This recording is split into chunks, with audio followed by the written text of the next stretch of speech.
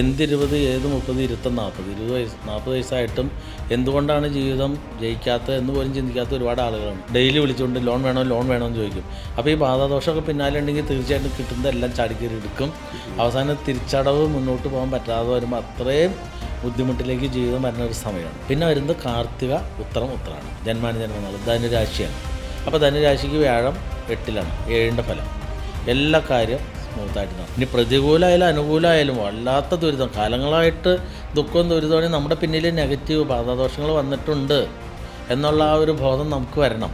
കാരണം ഈ ബാധാദോഷം എന്ന് പറഞ്ഞാൽ ശരിക്കും ദേവതകൾ തന്നെയാണ്, ദേവചൈതന്യങ്ങളാണ് ബാധകൾ എന്ന് പറയുന്നത്. ഇപ്പം മഹാവിഷ്ണു ബാധയിൽ വരും. ഞാൻ മഹാവിഷ്ണുവിൻ്റെ ഭക്തനാണ്, നിങ്ങൾ മഹാവിഷ്ണു. ഞാൻ എൻ്റെ മഹാവിഷ്ണുവിനെ, ഞാൻ ഉപാസിക്കുന്ന മഹാവിഷ്ണുവിനോട് പറയണത് ആ പോണവനെ ഒന്ന് ഒരു പണി കൊടുക്കണം.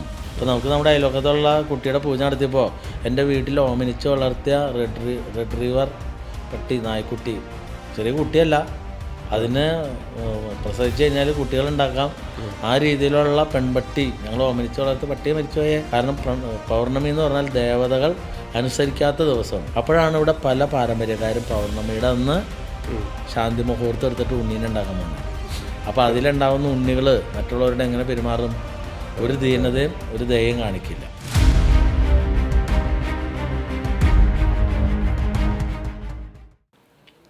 പിന്നെ വരുന്നത് കാർത്തിക, ഉത്തരാണ്. ജന്മനാൾ ധനുരാശിയാണ്. അപ്പോൾ ധനുരാശിക്ക് വ്യാഴം 8-ലാണ്, 7ൻ്റെ ഫലം. എല്ലാ കാര്യം സ്മൂത്തായിട്ട് നടക്കും. അപ്പോൾ എനിക്ക് ധനുരാശിയാണ് 48 കഴിഞ്ഞപ്പോൾ ധനുരാശിയായിട്ട് കണക്ക് കൂട്ടുമ്പോൾ എല്ലാം സ്മൂത്തായി. ആ സ്മൂത്തായിട്ട് നമ്മുടെ ലൈഫിൽ നമ്മൾ അനുഭവിച്ചുകൊണ്ടിരിക്കുകയാണ്. അതിപ്പോൾ നമ്മുടെ സ്റ്റാഫുകളായാലും ഇതെല്ലാം നോക്കും, നമ്മുടെ ഫോളോവേഴ്സ് എല്ലാം നോക്കുന്നുണ്ട്, അവർക്കെല്ലാം മനസ്സിലാകുന്നുണ്ട്. അപ്പോൾ ഇത് ഈ വീഡിയോ കാണുമ്പോൾ ഒന്ന് ചിന്തിച്ചാൽ മതി ജീവിതത്തിൻ്റെ മാറ്റങ്ങൾ. പിന്നെ നമുക്ക് വരുന്ന രോഹിണി, അത്തം, തിരുവോണം. രോഹിണി, അത്തം, തിരുവോണം ജന്മം മേടൻ രാശിയായിട്ട് കൂട്ടും. അപ്പോൾ മേടൻ രാശി വരുമ്പോൾ ഈ ദുരിതങ്ങളാണ്. അതിന് മഹാവിഷ്ണുവിന് വഴിപാട് ചെയ്യുക, മഹാദേവന് വഴിപാട് ചെയ്യുക, ശനീശ്വരന് വഴിപാട് ചെയ്യുക ഈ രോഹിണി, അത്തം, തിരുവോണത്തിന്. പിന്നെ മകയിരം, ചിത്തിരാവിട്ടം, അത് ചിങ്ങൻ രാശിയാണ്. അപ്പോൾ ആ നക്ഷത്രക്കാർക്ക് അനുകൂല സമയമാണ് മകയിരം, ചിത്തിരാവിട്ടം. 48 വയസ്സിന് മുകളിലാണ് ചിങ്ങൻ രാശി, വ്യാഴം 11-ൽ വരുന്നത്. പിന്നെ വരുന്നത് തിരുവാതിര, ചോതി, ചതയം. 48 വയസ്സിന് മുകളിൽ ധനുരാശിയാണ്. അപ്പോൾ അവർക്കും വളരെ ഗംഭീര കാലമാണ്. പിന്നെ വരുന്നത് പുണർദം, വിശാഖം, പൂരിട്ടാതി, അവർക്ക് മേടൻ രാശിയാണ്. അപ്പോൾ മേടൻ രാശി വരുന്ന 9 നക്ഷത്രങ്ങളാണ് ഇത്തവണ ഉള്ളത്. അശ്വതി, മകം, മൂലം, രോഹിണി, അത്തം, തിരുവോണം, പുണർദം, വിശാഖം, പൂരിട്ടാതി, മേടൻ രാശി. ഈ 9 നക്ഷത്രക്കാർക്കാണ് വ്യാഴമാറ്റ ദുരിതം. അപ്പോൾ അവർ തീർച്ചയായിട്ടും പ്രണവമലയിലെ മഹാവിഷ്ണു ഭഗവാനും മഹാദേവനും വഴിപാട് ചെയ്യുക. ഇത് തന്നെ നല്ല ബിസിനസ്സൊക്കെ ചെയ്യുന്ന ആളുകളിൽ മഹാവിഷ്ണുവിന് ദക്ഷിണപൂജ ചെയ്യുന്ന പോലെ മഹാദേവനും ദക്ഷിണപൂജ ചെയ്യാം. 10,500, ഓൺലൈനാണ് 11,500. തീർച്ചയായിട്ടും അവരുടെ ജീവിതത്തിൽ നല്ല സ്മൂത്തായി. പിന്നെ വ്യാഴമാറ്റ വഴിപാട് തിങ്കളാഴ്ച മഹാദേവനും വ്യാഴാഴ്ച മഹാവിഷ്ണുവിനും പിന്നെ ശനീശ്വരന് തിങ്കളാഴ്ചയും ചെയ്തു പോവാം. പിന്നെ വരുന്നത് പൂയ, മൈനയുടെ ഉത്രട്ടാതി, അവർക്ക് ചിങ്ങൻ രാശിയാണ്. പിന്നെ ആയില്യം, തൃക്കേട്ട, രേവതി, അവർക്ക് ധനുരാശിയാണ്. അപ്പോൾ 9 നക്ഷത്രം ഒഴികെ ബാക്കിയുള്ള 18 നക്ഷത്രക്കാർക്കും 48 വയസ്സിന് മുകളിലുള്ളവർക്ക് വ്യാഴമാറ്റം വളരെ അനുകൂലമാണ്. ഇനി പ്രതികൂലമായാലും അനുകൂലമായാലും വല്ലാത്ത ദുരിതം, കാലങ്ങളായിട്ട് ദുഃഖവും ദുരിതവും നമ്മുടെ പിന്നിൽ നെഗറ്റീവ് ബാധാദോഷങ്ങൾ വന്നിട്ടുണ്ട് എന്നുള്ള ആ ഒരു ബോധം നമുക്ക് വരണം. ഈ ബാധാദോഷം എന്ന് പറഞ്ഞില്ലേ, അത് ശരിക്കും എന്താണ്? പിശാചികളാണോ അതോ പ്രേതങ്ങളാണോ? അതെന്താണ്? അതെങ്ങനെ മനസ്സിലാക്കാൻ പറ്റും? അതായത് നമ്മൾ ബാധാദോഷങ്ങൾ എന്ന് പറയുമ്പോൾ നമ്മൾ തുടങ്ങിയപ്പോൾ പറയുന്നത് ബാധാദോഷം. അപ്പോൾ പലരും കരുതി ബാധ എന്ന് പറയുമ്പോൾ ചിലർ വന്നിട്ട് കമൻറ്റ് ഇയാക്കാണ് ബാധ എന്ന് പറയുന്നത് അല്ലേ? കാരണം ഈ ബാധാദോഷം എന്ന് പറഞ്ഞാൽ ശരിക്കും ദേവതകൾ തന്നെയാണ്.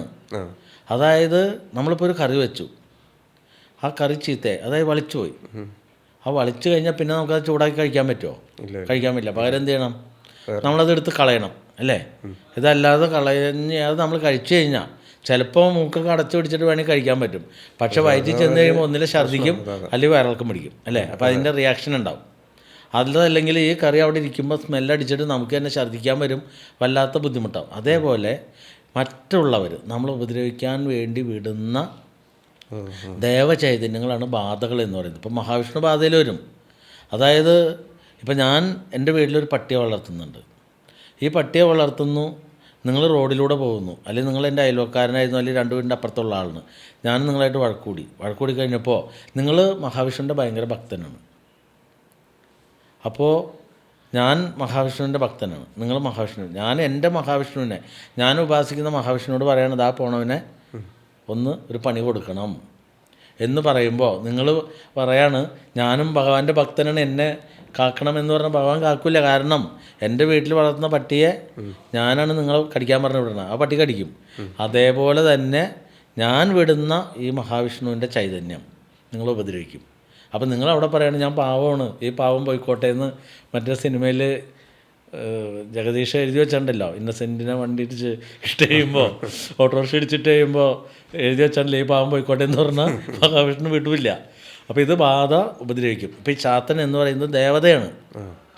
നമ്മളിപ്പോൾ ചാത്തൻ്റെ ഉപദ്രവം അല്ലെങ്കിൽ ജിന്നിൻ്റെ ഉപദ്രവം ഇതെല്ലാം ദേവതകളാണ്. ഈ ദേവതകളെ ശത്രു നമുക്കെതിരായിട്ട് പ്രയോഗിക്കുമ്പോൾ അവർ നമുക്ക് ശത്രുവായിട്ട് മാറും. അതാണ് ബാധകൾ. ഈ ബാധകളെ നമ്മൾ ആവഹിച്ച് മാറ്റുമ്പോൾ മുമ്പ് പറഞ്ഞ 100 കിട്ടിയ 110 ചില അത് ഒടിയാണ്. അപ്പോൾ ഈ ഒടി മാരണ ദോഷം എന്ന് പറഞ്ഞാൽ എല്ലാ ദേവതകളെ കൊണ്ടും ചെയ്യാം. അത്രയും പെർഫെക്റ്റായ കർമ്മിയാണെങ്കിൽ ഏത് ദേവതയെ കൊണ്ടും വേണമെങ്കിലും ഒടിമാരണം ചെയ്യാം. അത് എടുക്കണമെങ്കിലും അത് എടുക്കാൻ കഴിവുള്ള കർമ്മിക്ക് എടുക്കാൻ പറ്റുള്ളൂ. ഇപ്പോൾ നമുക്ക് നമ്മുടെ അയൽവക്കത്തുള്ള കുട്ടിയുടെ പൂജ നടത്തിയപ്പോൾ എൻ്റെ വീട്ടിൽ ഓമനിച്ച് വളർത്തിയ റെഡ് റിവർ പട്ടി, നായ്ക്കുട്ടി, ചെറിയ കുട്ടിയല്ല, അതിന് പ്രസവിച്ച് കഴിഞ്ഞാൽ കുട്ടികളുണ്ടാക്കാം. ആ രീതിയിലുള്ള പെൺപട്ടി ഞങ്ങൾ ഓമനിച്ച് വളർത്തിയ പട്ടിയെ മരിച്ചുപോയേ. അപ്പോൾ ശരിക്കും ഇങ്ങനെയുള്ള കർമ്മം ചെയ്യുമ്പോൾ ഇപ്പോൾ നമ്മുടെ വീട്ടിൽ മറ്റ് വളർത്തു മൃഗങ്ങളെ ഞങ്ങൾ വളർത്തണം, ഇല്ലെങ്കിൽ അത് മനുഷ്യരിലേക്ക് വരും. അതാണ് ശരിക്കും കർമ്മം ചെയ്യുന്ന വീടുകളിൽ ഈ നായ്ക്കളെ അല്ലെങ്കിൽ പൂച്ചകളൊക്കെ വളർത്തണം. വളർത്തിയില്ലെങ്കിൽ ഇങ്ങനെയുള്ള കർമ്മങ്ങൾ ചെയ്യുമ്പോൾ ഉച്ചാടന കർമ്മമൊക്കെ ചെയ്യുന്ന സമയത്ത് അവർക്ക് വെച്ചിരിക്കുന്ന സംഭവം കർമ്മിക്ക് തിരിച്ചടിക്കും. അപ്പോൾ അത്രയും വലിയ നഷ്ടത്തിലൂടെ ചില സമയത്ത് കടന്നു പോകേണ്ടി വരും. അപ്പോൾ അത് നമ്മുടെ ജീവിതത്തിൽ അത്രയും ദുരിതമുണ്ടെങ്കിൽ നമ്മൾ കൃത്യമായിട്ട് ഈശ്വരൻ്റെ പിന്നാലെ സഞ്ചരിച്ചാണ് പോകുന്നതെങ്കിൽ നമുക്ക് മനസ്സിലാവും. പിന്നെ ശാപങ്ങളൊക്കെ അടിച്ചാണ്ടാവും. ചിലർ പറയും ബ്രാഹ്മണ ശാപമുണ്ട്, സ്ത്രീ ശാപമുണ്ട്, സർപ്പശാപമുണ്ട്. ഏത് ശാപമാണെങ്കിലും നമ്മുടെ പ്രണവമലയിലെ മഹാദേവൻ, അതായത് ആദി ദേവനായ മഹാദേവനാണ് ആദി ബ്രാഹ്മണൻ. നമുക്ക് പ്രണവമലയിലെ മഹാദേവന് 3 ദിവസം അടുപ്പിച്ച് ബ്രാഹ്മണദാനം നടത്താം. ഭഗവാനാണ് ബ്രാഹ്മണൻ. ഭഗവാന് ബ്രാഹ്മണദാനം, അവിടെ ബ്രാഹ്മണദാനം തട്ട് കിട്ടും, തട്ടം. അത് നിങ്ങൾക്ക് 1001 രൂപ നേരിട്ട് 3 വലം വെച്ച് ഭഗവാന്റെ മുമ്പിൽ വയ്ക്കാം. അതായത് നമ്മളൊരു ബ്രാഹ്മണൻ എന്ന് പ്രതിനിധീകരിക്കുന്ന ഒരു വസ്ത്രം, കുളിക്കാനുള്ള എണ്ണ, ഒരു കുപ്പി എണ്ണ, ഇഞ്ച, അങ്ങനെയുള്ള എല്ലാ ദ്രവ്യങ്ങളും വെച്ചിട്ടാണ് ഭഗവാന് ദാനം കൊടുക്കുന്നത്. ഈ ദാനം 3 വലം വെച്ചിട്ട് എൻ്റെ ശാപങ്ങളെല്ലാം തീർക്കണം, അറിഞ്ഞറിയാതെയോ ഈ ജന്മത്തിലോ പൂർവ്വ ജന്മത്തിലോ. അങ്ങനെ 3 ദിവസം അടുപ്പിച്ച് ഒരെണ്ണം വേണമെങ്കിൽ നേരിട്ട് ചെയ്യാം, 1001 രൂപ, ഓൺലൈനാണെങ്കിൽ 1051 രൂപ. അങ്ങനെ ചെയ്ത് കഴിഞ്ഞാൽ അതിൻ്റെ മാറ്റം വരും. പിന്നെ വല്ലാത്ത ഏറ്റവും വലിയ ശാപം സർപ്പശാപമാണ്.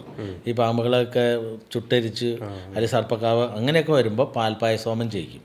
മഹാദേവന് 81 കളങ്ങളിൽ നമശിവായ പൽമട്ടുകൊണ്ടുള്ള പാൽപ്പായസോമുണ്ട്. അതാണ് പൂജയുടെ ഹെഡ് പൂജ. അതിന് 36,000 ചിലവുണ്ട് വാദ്യമേളത്തോടുകൂടി. അപ്പോൾ അത് വന്ന് നിങ്ങൾ ചെയ്ത് കഴിയുമ്പോൾ തന്നെ നമുക്ക് മനസ്സിലാവും നമ്മുടെ ആ ദുരിതങ്ങളൊക്കെ നമ്മളിൽ നിന്ന് അകന്നുപോയി, നമുക്ക് സ്മൂത്താവുന്നത്. അപ്പോൾ നമ്മൾ വണ്ടി കേടായി കഴിഞ്ഞു, അത് നന്നാക്കി കഴിയുമ്പോൾ പിന്നെ ഓടിക്കുമ്പോൾ നമുക്ക് മനസ്സിലായില്ല നല്ല സ്മൂത്തായി. അതേപോലെ തന്നെയാണ് ഈ പാൽപ്പായസോമം. അത് അവസാനത്തെ വിധിയാണ്. പിന്നെ അതേപോലെ നമ്മളെ ശത്രുക്കൾ വല്ലാതെ ഉപദ്രവിക്കുകയാണ്. നമ്മളിപ്പോൾ പല പ്രാവശ്യം വന്നത് മാറ്റുന്നു, വീണ്ടും ഉപദ്രവിക്കുന്നു. അങ്ങനെ വരുമ്പോൾ പ്രണവമലയിലെ ഭദ്രകാളിക്ക് 3 ദിവസം അടുപ്പിച്ച് ശൂലിനി ചെയ്യാൻ പറയും. ആ ശൂലിനി ചെയ്ത് കഴിയുമ്പോൾ ദേവി അങ്ങ് പിടയ്ക്കും, അവിടെ നിൽക്കും, ശത്രുവിൻ്റെ ഉപദ്രവം എല്ലാം നിൽക്കും. അപ്പോൾ ഏതൊരു കാര്യത്തിനും പ്രണവമലയിലെത്തിയാൽ നിങ്ങൾക്ക് സൊല്യൂഷനുണ്ട്. ആകെ പൂജകൾ, അതായത് പബ്ലിക്കിന് വേണ്ടി പൂജ കൊടുക്കാത്ത ദിവസം പൗർണമിയാണ്. പൗർണമിയുടെ അന്ന് നമ്മൾ പ്രണവമലയിൽ പൂജകൾ കൊടുക്കാറില്ല. കാരണം പൗർണമി എന്ന് പറഞ്ഞാൽ ദേവതകൾ അനുസരിക്കാത്ത ദിവസമാണ്. ഇപ്പം നമ്മുടെ വീട്ടിലൊരു നായ്ക്കുട്ടി ആൺപട്ടിയെ കളയുന്നതിന് ഉന്മാദം വരുന്ന ദിവസം അതിൻ്റെ അടുത്ത് നമ്മളിന്ന് കൈ കൊണ്ട് തൊടാൻ പോയി കഴിഞ്ഞാൽ അത് നമ്മളെ പിടിച്ച് കടിക്കും. അതേപോലെയാണ് ദേവതകൾക്ക് ഉന്മാദം വരുന്ന ദിവസമാണ് പൗർണമി. അപ്പോഴാണ് ഇവിടെ പല പാരമ്പര്യക്കാരും പൗർണമിയുടെ അന്ന് ശാന്തി മുഹൂർത്തം എടുത്തിട്ട് ഉണ്ണീനെ ഉണ്ടാക്കാൻ പോണേ. അപ്പോൾ അതിലുണ്ടാകുന്ന ഉണ്ണികൾ മറ്റുള്ളവരുടെ എങ്ങനെ പെരുമാറും? ഒരു ദീനതയും ഒരു ദയയും കാണിക്കില്ല. അപ്പോൾ നമ്മൾ ജ്യോതിഷം മൊത്തത്തിൽ പരിശോധിക്കുമ്പോൾ നമ്മുടെ ആചാര്യ സംവാദം ജ്യോതിഷം കൃത്യമായിട്ട് ഫോളോ ചെയ്താൽ ഏതൊരാൾക്കും ഇനിയുള്ള കാലത്ത് ജീവിതം ജയിക്കാം. അതോടൊപ്പം ഈ ജ്യോതിഷം നിങ്ങൾക്കും പഠിച്ചെടുക്കാം. അതിന് ഓൺലൈൻ ക്ലാസ്സുകൾ ആരംഭിച്ചിട്ടുണ്ട്. നമുക്ക് ഈ കൊറോണയാണ് ഇതൊക്കെ. ഇപ്പോൾ ഓൺലൈൻ ജ്യോതിഷം നോക്കാം. 1200 അടച്ചു കഴിഞ്ഞാൽ നിങ്ങൾക്ക് ഓൺലൈൻ ജ്യോതിഷം നോക്കാം. അത് ഒരു മാസം വരെ വെയിറ്റ് ചെയ്യണം. 25 മുതൽ 30 ദിവസം വരെ വെയിറ്റ് ചെയ്യണം. 3500 രൂപയാണെങ്കിൽ നിങ്ങൾക്ക് 7 ദിവസത്തിനുള്ളിൽ കൺസൾട്ടേഷൻ കിട്ടും. അപ്പോൾ ലോകത്തിൻ്റെ ഏത് കോണിലിരുന്നും ജ്യോതിഷം നോക്കാം. കാരണം കൊറോണയാണ്. കൊറോണയ്ക്ക് വേണമെങ്കിൽ നേരിട്ട് വരാൻ പറയും. ഇപ്പോൾ നമ്മൾ പരമാവധി നേരിട്ട് വരാൻ പറയില്ല. കാരണം എല്ലാവർക്കും സൗകര്യം. ഇപ്പോൾ തിരുവനന്തപുരത്തുള്ള ആൾ, അല്ലെങ്കിൽ ബാംഗ്ലൂരിലുള്ള ആൾ, അല്ലെങ്കിൽ വിദേശത്തുള്ള ആൾ, അവർക്ക് ഇപ്പോൾ അമേരിക്കയിലുള്ള ആൾ, അവർക്ക് നോക്കണമെങ്കിൽ നമ്മൾ വിളിച്ചാൽ മതി. പൈസ അടച്ചു കഴിഞ്ഞാൽ നോക്കിയിട്ട് കൃത്യമായിട്ട് പറയും. പറയുമ്പോൾ അവർക്ക് മനസ്സിലാവും ഇന്ന കാര്യങ്ങൾ ഇന്ന സമയം മുതൽ ദോഷം തുടങ്ങി, അപ്പോൾ അവർ ഓക്കെ എന്ന് പറയും. പിന്നെ പരിഹരിക്കാൻ വരുമ്പോൾ നേരിട്ട് വരണം. തൽക്കാലം പിടിച്ചേക്കാൻ വേണ്ടി പ്രണോമലയിൽ 27 ദേവതകൾക്ക് മുട്ടർക്കിൽ 2700, 27 ദേവതകൾക്ക് തട്ടസമർപ്പണം. നേരിട്ട് വന്ന 800, ഓൺലൈനിന് 9450, 350 വെച്ചാണ്. നേരിട്ടാണെങ്കിൽ 300 രൂപ. പിന്നെ 27 ദേവതകൾക്ക് നിവേദ്യം 2700, 27 ദേവതകൾക്ക് ശിവേലി അർച്ചന 1620. അപ്പോൾ 16,470 രൂപ മുടക്കി കഴിഞ്ഞാൽ വിദേശത്തുള്ള ആൾക്കാരിൽ എവിടത്തെ എന്ത് പ്രശ്നം ഉണ്ടെങ്കിലും സഡൻ പരിഹാരം കിട്ടും. പിന്നെ ആവാഹന പൂജ വരുമ്പോൾ മാത്രം ആൾ നേരിട്ട് വരണം. അല്ലാതെ കണ്ട് നമുക്കിവിടെ ആളെ പറ്റിച്ചുള്ള ഒരു സമ്പ്രദായം ചെയ്യില്ല. നമുക്ക് ഗ്യാരണ്ടീഡ് പൂജാ പരിഹാരമാണ്. നമ്മുടെ ജ്യോതിഷാലയം GST സ്ഥാപനമാണ്. നമ്മുടെ ക്ഷേത്രം ഇൻകം ടാക്സ് അടയ്ക്കുന്നതാണ്, ജ്യോതിഷാലയം ഇൻകം ടാക്സ് അടയ്ക്കുന്നത്. അപ്പോൾ ഇതൊക്കെ ജ്യോതിഷാലയത്തിനൊക്കെ ഇൻകം ടാക്സ് എന്ന് പറയുമ്പോൾ ചിലർ പറയും അങ്ങനെയാണെങ്കിൽ നിങ്ങൾക്ക് റെസീറ്റ് എഴുതി തരുന്നുണ്ടോ എന്നൊക്കെയാണ് ചോദിക്കുന്നത്. റെസീറ്റൊക്കെ നമ്മുടെ അടുത്തുണ്ട്, നമ്മളെന്തെങ്കിലും കണക്ക് കൊടുക്കുന്നുണ്ടല്ലോ. അപ്പോൾ എന്താ സംഭവിക്കുന്നത്, നിങ്ങൾ അക്കൗണ്ടിൽ പൈസ ഇടുമ്പോൾ ഓട്ടോമാറ്റിക്കലി 18% GST അതിൽ കട്ടാവും. ഇത് കൃത്യമായിട്ട് മാസം കണക്ക് കൊടുത്തില്ലെങ്കിൽ പിന്നെ പൈസ ഇടാൻ പറ്റില്ല. അല്ലാതെ ഈ മരമണ്ടന്മാർ പറയുന്ന പോലെയല്ല. മരമണ്ടന്മാർക്ക് ഇതിനെക്കുറിച്ച് അറിയില്ല. അവർ കിട്ടുന്ന പൈസ അവർക്കും ഭാര്യയ്ക്കൊക്കെ സ്വർണത്തിൻ്റെ ജെട്ടിയൊക്കെ തയ്ച്ചിട്ട് അങ്ങനെ പോകുന്ന ഒരു സമ്പ്രദായമാണ്. അപ്പോൾ നമ്മളെ സംബന്ധിച്ച് രാജ്യത്തിനോടും ജനങ്ങളോടും പ്രതിബദ്ധതയോടുകൂടിയാണ് പോകുന്നത്. നമ്മുടെ അംബേദ്കർ വിഭാവനം ചെയ്ത എന്താണോ ഇന്ത്യൻ ഭരണഘടന, സമത്വം, സ്വാതന്ത്ര്യം, സാഹോദര്യം, ഹൈന്ദവത്തിനെതിരാണ്. പക്ഷെ നമ്മൾ ആ ഭരണഘടന കൂട്ടിപ്പിടിച്ചുകൊണ്ട് പ്രണവമല പേരമംഗലത്തപ്പനും അത് നാഗദേവതകൾ എന്ന് പറഞ്ഞാൽ ബ്രാഹ്മണർ മാത്രം പൂജിക്കാവൂ എന്ന് പറഞ്ഞെടുത്ത് എല്ലാവർക്കും പൂജിക്കാൻ വേണ്ടി നിലവറയുടെ അകത്ത് ഏത് കുലത്തിൽ ഇവിടെ ജാതി ഭേദമില്ല. അതേപോലെ നമ്മൾ ഷർട്ടൊന്നും ഊരണ്ട, ഒരാളുടെ മസിലൊന്നും നമ്മുടെ ഭഗവാന്മാർക്ക് കാണാൻ വേണ്ട. ആർക്കും വേണമെങ്കിലും ധൈര്യമായിട്ട് വന്ന് ഭഗവാന്റെ മുമ്പിൽ തന്നെ നിന്ന് തൊഴുത് പ്രാർത്ഥിക്കാം. അത് 100 മലൊക്കെ ഭക്തർ തന്നെയാണ് തയ്യാറായിരുന്നത്. അപ്പോൾ ചിലരോടൊന്ന് 100 മല വെട്ടാൻ പറയുമ്പോൾ അവർ അയ്യോ ഞങ്ങൾ തൊടാൻ പാടുന്നതെന്നൊക്കെ ചോദിക്കുന്നത്. അപ്പോൾ പറയും ഭഗവാനെ ഏറ്റവും ഇഷ്ടം അതാണ്. കാരണം ഭക്തൻ ഭക്തിയോടുകൂടി ചെയ്യുമ്പോഴാണ് ഭഗവാൻ അതിൻ്റെ ആ ഒരു പ്രാധാന്യം ഭക്തനിലേക്ക് എത്തിക്കുന്നത്. അപ്പോൾ തീർച്ചയായിട്ടും ഈ വീഡിയോ കണ്ടുകൊണ്ടിരിക്കുന്ന ആളുകൾ ഈ 48 വയസ്സിന് മുകളിൽ പറയുമ്പോൾ എന്ത് 20, ഏത് 30, 40, 40 വയസ്സിലെങ്കിലൊക്കെ തേടി എത്തിയില്ലെങ്കിൽ ജീവിതം വല്ലാത്തൊരവസ്ഥയിലേക്കൊക്കെ പോയി തകർന്നടിഞ്ഞ് വല്ലാത്ത ദുരിതകാര്യത്തിലേക്ക് പോകുന്നവർക്ക് തീർച്ചയായിട്ടും നമ്മുടെ ഈ വീഡിയോ ഉപകാരപ്പെടും എന്ന് നമുക്ക് പ്രത്യാശിക്കാം. അതോടൊപ്പം തന്നെ KV സുഭാഷ് തന്ത്രി, പിന്നെ പ്രണവ് ആസ്ട്രോളജി ചാനൽ, യൂട്യൂബിൽ 2 ചാനലുണ്ട്, ഒരുപാട് വീഡിയോ ഉണ്ട്. സെർച്ച് ചെയ്ത് കണ്ടു നോക്കുക, ചെറിയ ചെറിയ കാര്യങ്ങൾ ചെയ്തു നോക്കുക. പാരമ്പര്യ മണ്ടന്മാർ പറയുന്ന പോലെയുള്ള മണ്ടത്തരങ്ങളല്ല. ഗ്ലാസ്സിൽ ചെറുനാരങ്ങയും വെള്ളത്തിലൊന്നും വെച്ചാലൊന്നും രക്ഷപ്പെടില്ല, ഒക്കെ വെറുതെ പറ്റിക്കലാണ്.